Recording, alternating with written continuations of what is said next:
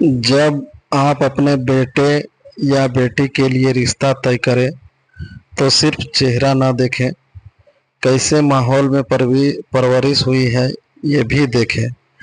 कई बार चालाक माँ बाप अपनी संतान की असलियत जानते हुए भी सिर्फ जिम्मेदारी से पीछा छुड़ाने और बोझ उतारने के लिए उसकी शादी कर देते हैं और इस तरह अपनी जिम्मेदारी किसी और के परिवार पर थोप देते हैं।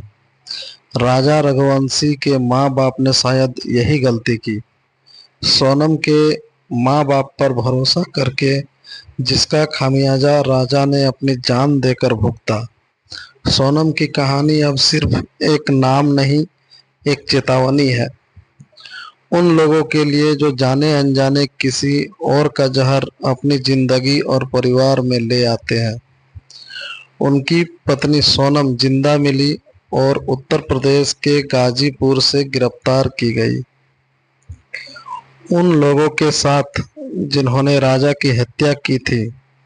हैरानी की बात यह रही कि मेघालय हनीमून ट्रिप राजा का नहीं, सोनम का आइडिया था। फिर राजा को जानबूझकर एक सुनसान जगह पर ले जाया गया जहां सोनम के 3 साथी पहले से छिपे हुए थे, जिन्हें वह मध्य प्रदेश से पहले ही अपने साथ बुला चुकी थी।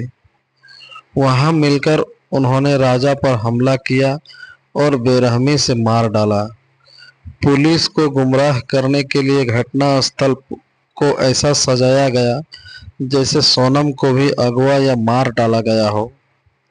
ये जमाना अब वो नहीं रहा जहां अच्छे घर का रिश्ता है कह देने भर से रिश्ता मुकम्मल हो जाए।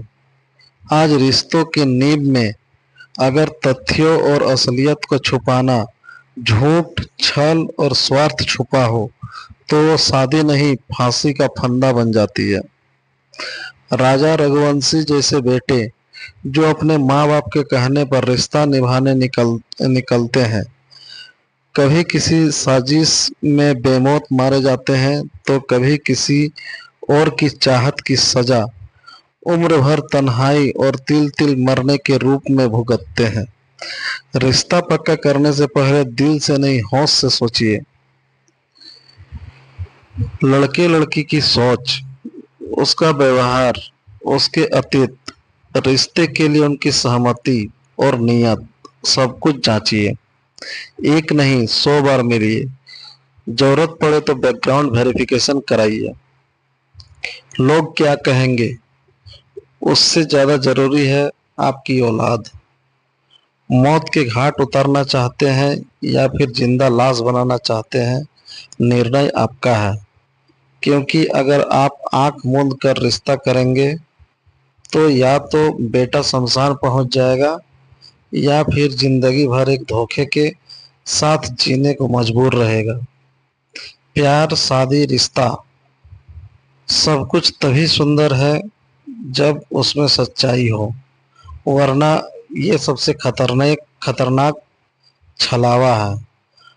अब वक्त आ गया है सिर्फ अच्छे रिश्तेदार नहीं, अच्छे इंसान ढूंढने का, वरना घर बसने से पहले ही उजड़ जाएगा।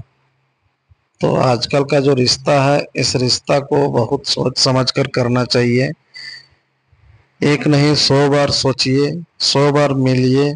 लोग क्या कहेंगे इसकी परवाह मत करिए।